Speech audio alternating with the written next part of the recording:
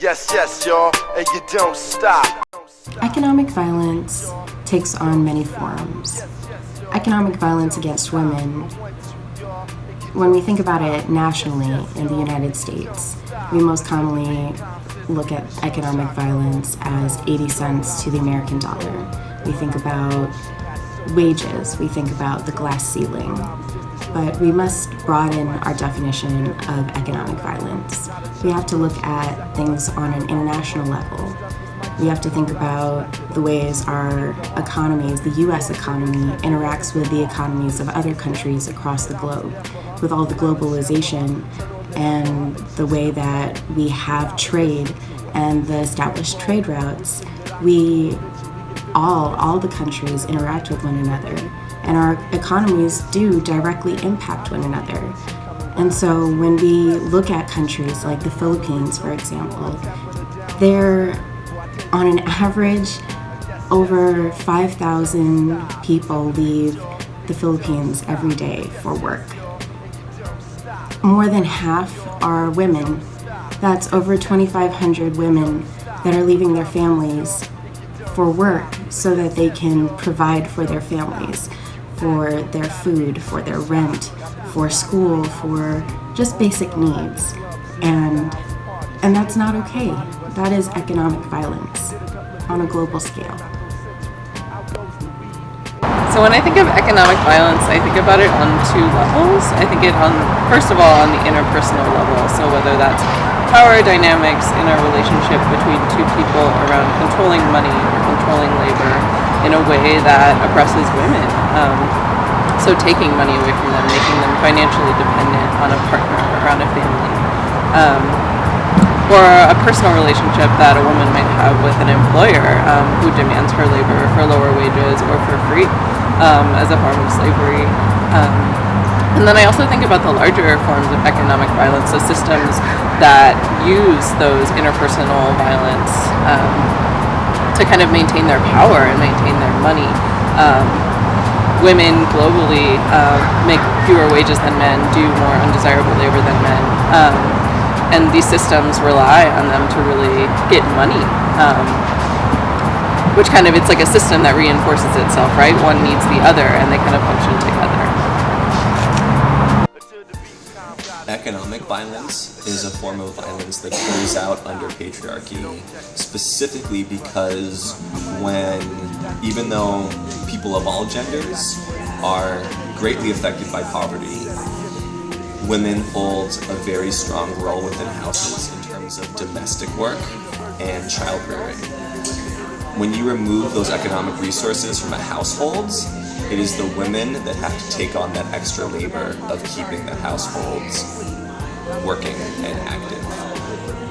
That does not just rely on the physical labor of maintaining a household and raising a family, but also the emotional labor of supporting a husband that is traditionally breadwinner in patriarchal societies and raising children within that same patriarchal society.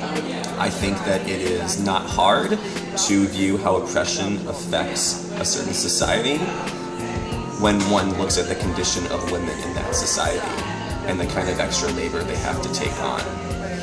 I think that because of this, while patriarchy and violence against women is enacted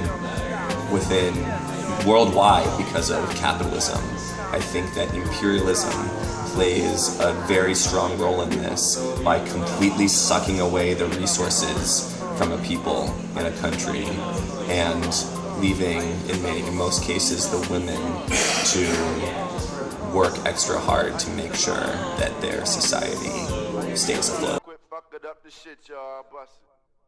Don't stop to the beat, y'all, and you don't stop. Yes, yes, y'all, and you don't stop.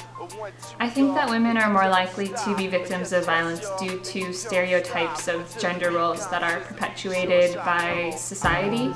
And I think when the media is constantly sending messages that women are the weaker sex and that women's value is only skin deep, that women can really internalize these messages and start to lose their confidence and their self-worth.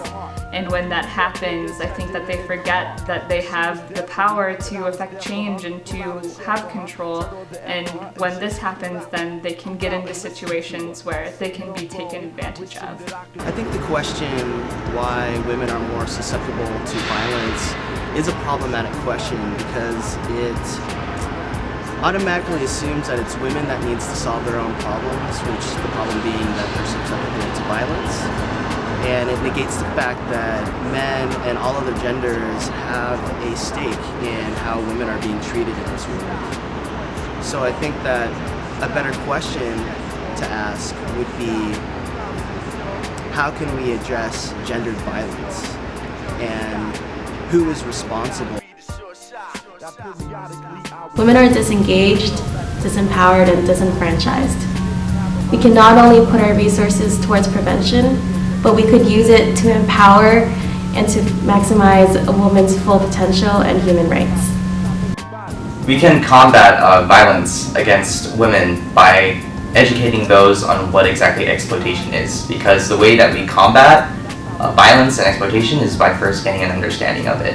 And the thing to understand about exploitation is that exploitation is done with a really insidious agenda, and an insidious agenda by those who are in power.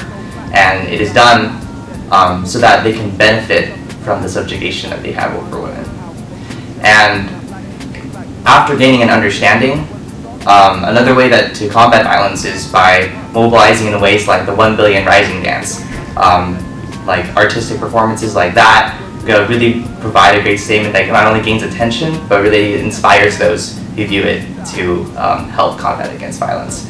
And lastly, another way is by uniting and connecting with other movements and other agendas that could relate to other things that are inspired by the same types of problems, like imperialism and capitalism, that also lead to violence and exploitation against women.